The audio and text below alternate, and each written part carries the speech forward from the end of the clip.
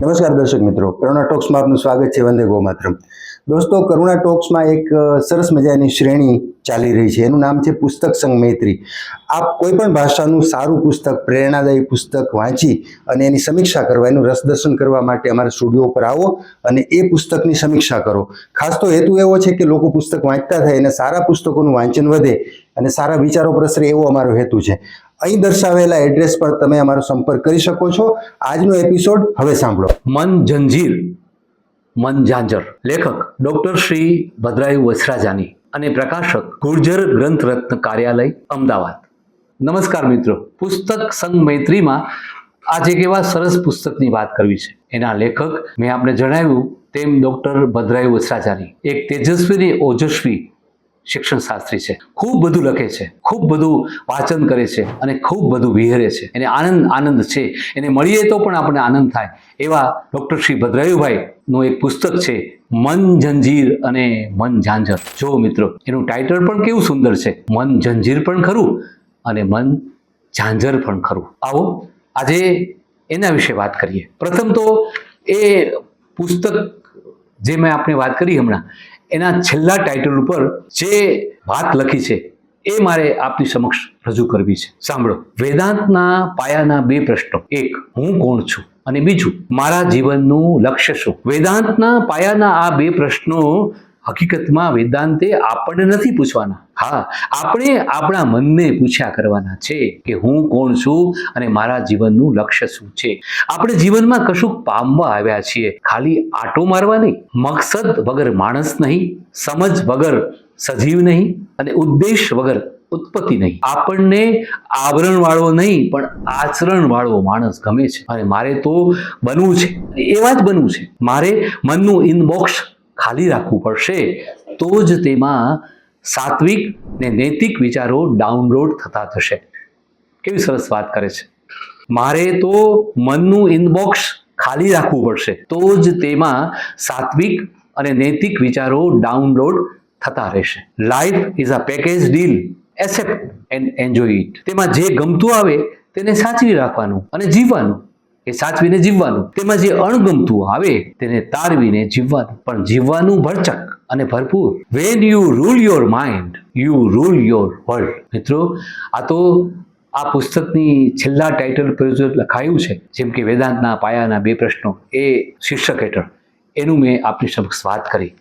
હવે પુસ્તકની અંદર લેખકે કેવી સુંદર વાત કરી છે એની આપણે શરૂઆત કરીએ. મનને ગાઢ દોસ્ત બનાવવાનું માધ્યમ એટલે મન શોધનમ.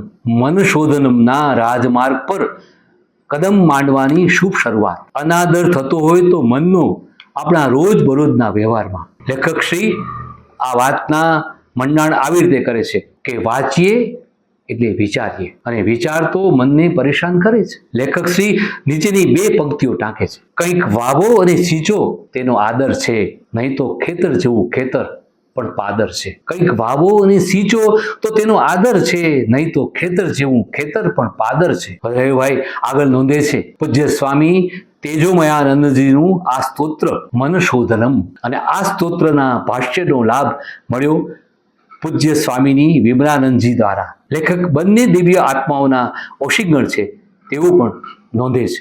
મનમાં ચાલતી મનની માટેની ગડબથલ મન શોધનમ દ્વારા નવો પ્રકાશ સાંપડે છે. તો વિચારક સૂફી સાહિત્યના મરમી શ્રી સુભાષ ભટ્ટ એમની પ્રસ્તાવનામાં લખે છે, એકલ વાયુ નિરાશ્રિત મન કહીને એ નોંધે છે સુભાષભાઈ. 109 પાનાનું આ પુસ્તક છે, પણ તેને માણવાને જાણવા જેવો ખરો, કારણ કે મનને ક્યાં શોધવું, તેનું શુદ્ધિકરણના કોઈ ઉપાય ખરા? તો મિત્રો, હું ફક્ત 1 થી 28 અનુક્રમ આપની સમક્ષ રજૂ કરવાનો છું અને એ મોહ જતું કરી શકતો નથી.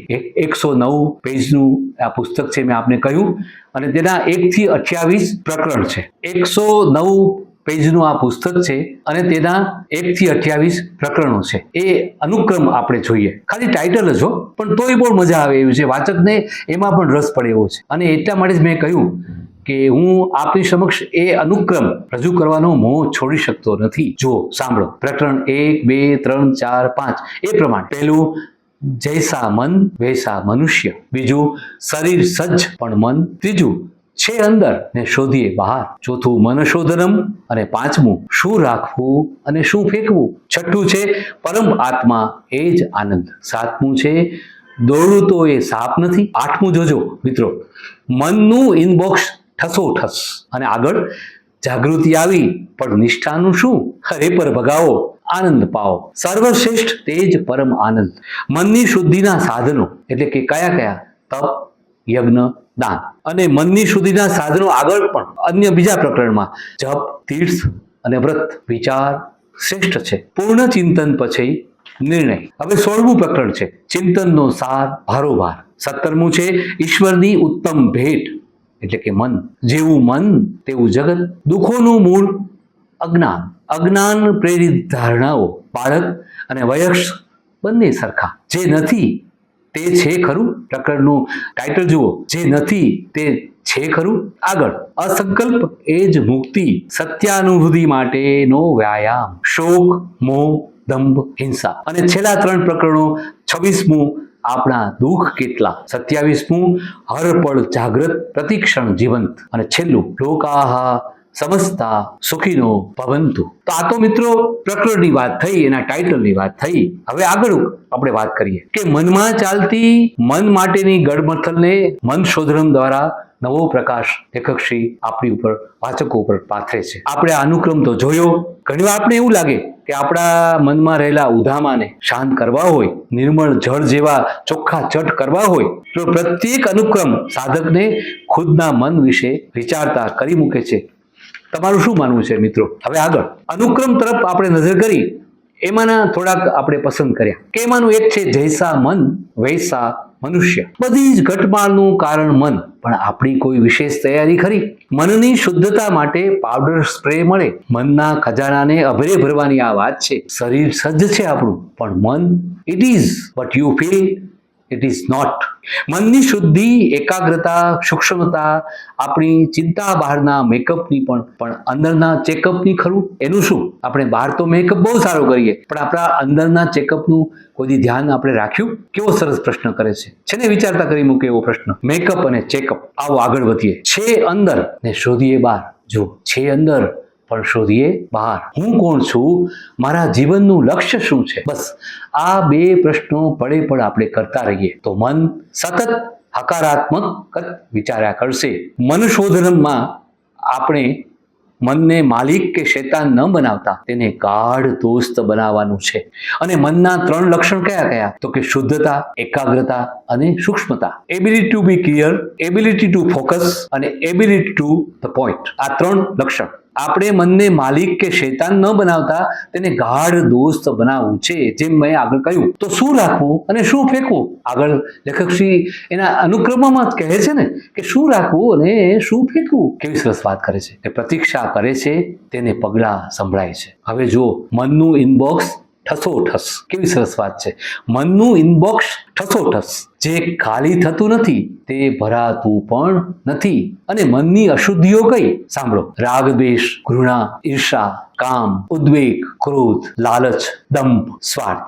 આ બધા એના સ્પીડ બ્રેકર્સ છે. આપણા આનંદને અવરોધે છે.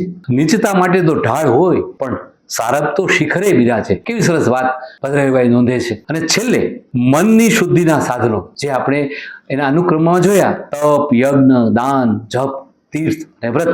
ભજન કરે તે હારે રે મનવા, ભજન કરે તે જીતે. સાઈ મકરંદની પંક્તિઓ પણ લેખકશ્રી આ પુસ્તકમાં નોંધે છે. અને આ વાક્ય તો બહુ જ ચોટુકલું છે. મારી દ્રષ્ટિએ તો બહુ જ ચોટુકલું છે કે આપણે આવરણવાળો નહીં પણ આચરણવાળો માણસ જોઈએ છીએ. આપણી પાસે જે છે જ તે આપણને એટલું બધું ગમી ગયું છે કે તેને પકડીને આપણે બેઠા છીએ. આપણા વિચારો, અભિપ્રાયો, માન્યતાઓ, વિડંબણાઓ એટલું બધું ગમી ગયું છે કે તેની આસક્તિ છૂટતી જ નથી. તેથી આપણા હૃદયને સત્ય શું તે જાણવાની ઈચ્છા જ થતી નથી. જ્યાં સુધી ભૌતિક લગાવ હશે ત્યાં સુધી જ્ઞાન પ્રાપ્તિની કોઈ જ ઈચ્છા નહીં જાગે. એક ટચુકડી વાર્તા સાથે લેખક એક બોધ આપે છે.